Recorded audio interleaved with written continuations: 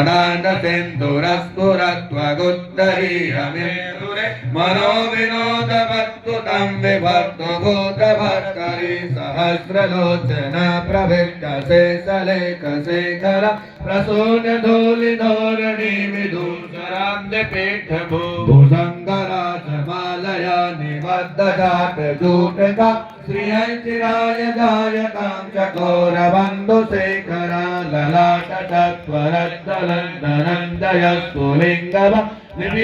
निमीतपञ्चसायकं नमन्यलिं प्रनायकं सुरामयूखलेखया विराजमानशेखरे महाकपालिसंवदे शिरोजटालमस्तुना करालबालपट्टिका जगद्जगद्गदज्वल धनञ्जयाहुति कृता प्रचण्ड पञ्चसायके धराधरेन्द्रनन्दने कुचाग्रनेत्रभद्र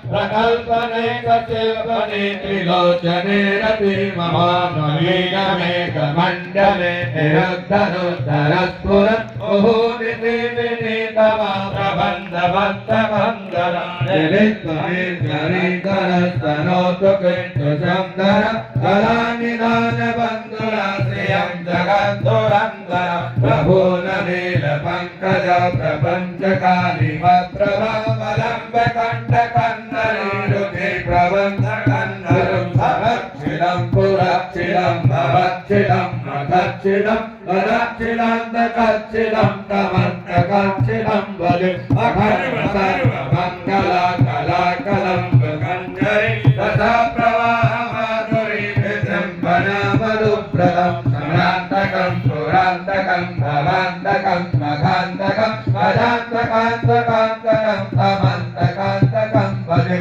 जयात्वदि प्रमत्प्रमत्वदान्तमस्वमस्वद विनिर्तमत्तमनतुरकरालबालहव्यवत् दिविद्दिविद्दिविद्दनन्दतुङ्गमङ्गल ध्वनिक्रमप्रवर्तिता प्रचण्डताण्डवा शिव विचित्रकल्पयोर्भुजङ्गमोक्तिकल्सृजो दरिद्ररत्नलोटयो श्रीहरिपक्षपक्षयो ऋणारविन्दचक्षुषो प्रजामहि महेन्द्रयो समाप्रवर्तयन् कदा सदा शिवं वदाम्यहं कदा निलिम्पनिर्जरे निकुञ्जकोटरे वसत् विमुक्तयोर्मते सदा श्रियस्तमञ्जरे विलोललोललोचना ललानभालगनका शिवेति मन्त्रमुच्चरन् तदा सुदेववाम्यहं निमिषनिन्द्रनागरि कदम्बमोदिमल्लिका